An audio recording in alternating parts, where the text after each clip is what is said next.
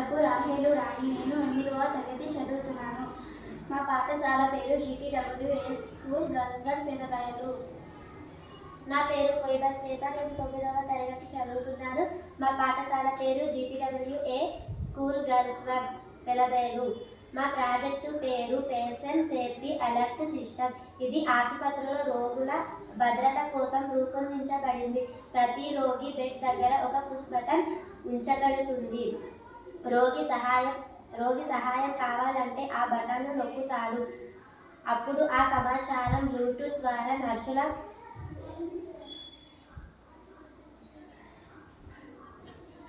నర్సుల వాచ్లకు పంపబడుతుంది. నర్సుల